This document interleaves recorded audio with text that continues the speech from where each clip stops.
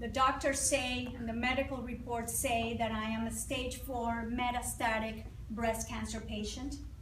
I like to say that I'm a cancer survivor.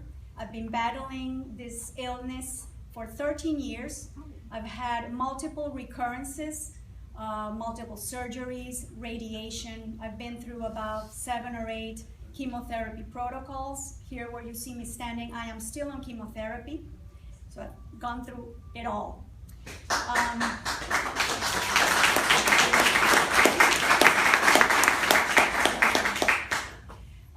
One of the things that I just wanted to convey to you today is that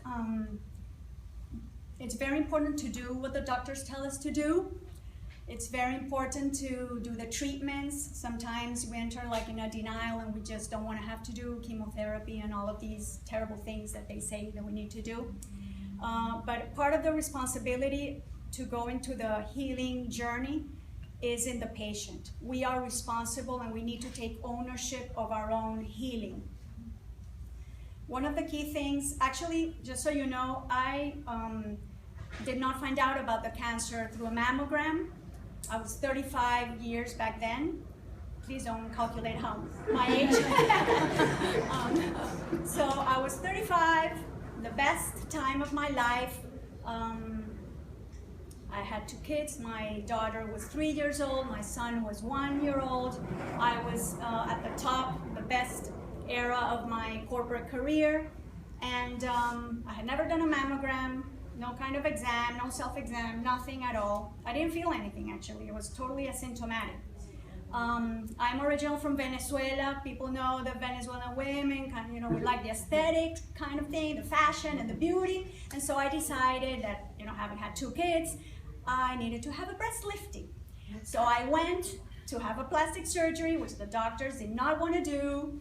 I insisted, no, you know, you have to do this because I need to have my lifting. And so they said, but you only need like a centimeter or whatever, you know, you're 35, wait until you're 40, 45.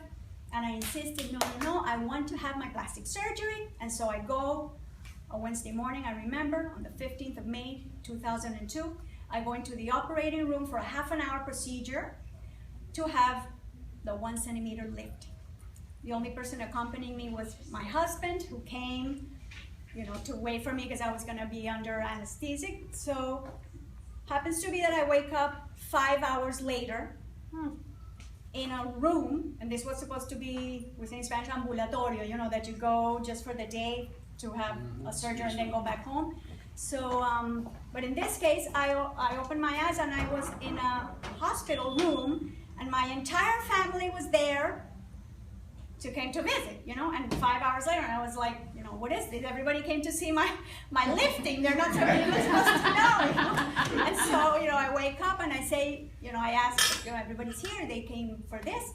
And so, and still in that moment, I still, you know, when you're still kind of asleep and I didn't realize what was happening. And I asked my husband, so what did the doctor say? You know, are they nice and firm now? You know, did he do a good job?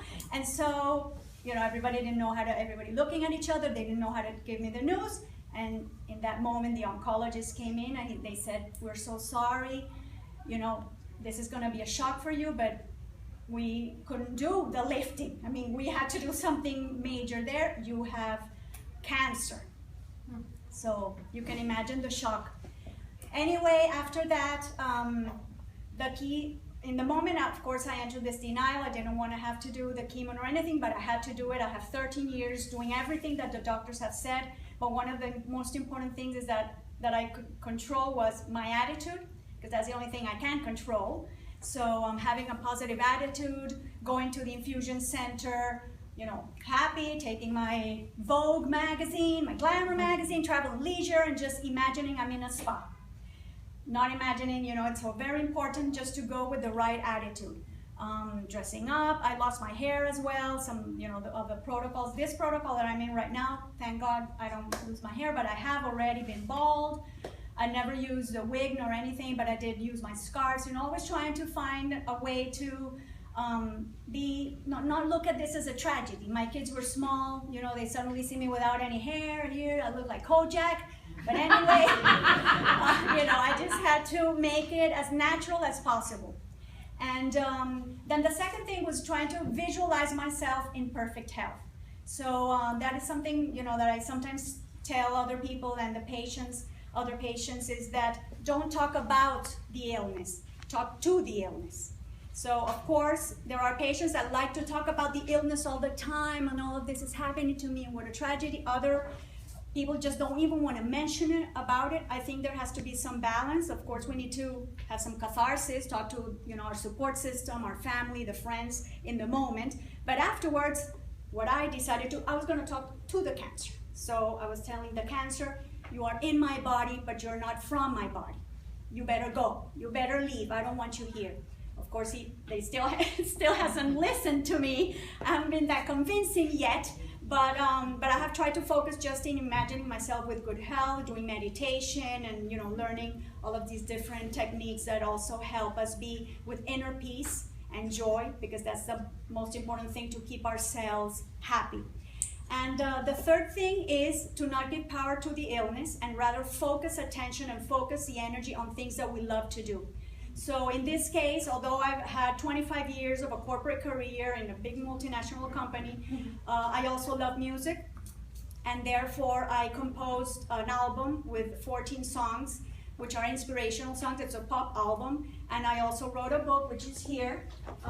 So basically, focusing on doing projects and things that we love to do, to stay motivated, to stay happy, to try to touch lives of other people, because I was saying, well, if my experience can serve to other people going through the same thing. I actually have a friend that called me about a couple of days ago, just saying that his wife now was diagnosed at 40 years old with metastatic breast cancer.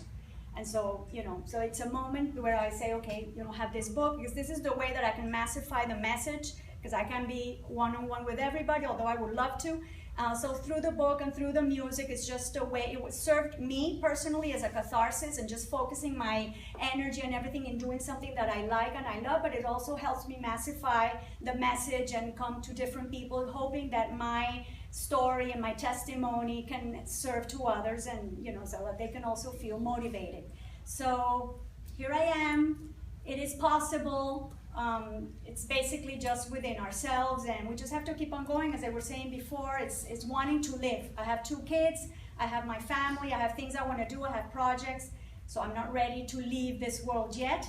And at least for my part, I'm doing my part that I can do, and I bless the doctors and the science and everything that has been advancing through time, because thanks to them, I'm also have been able to be here. So thanks.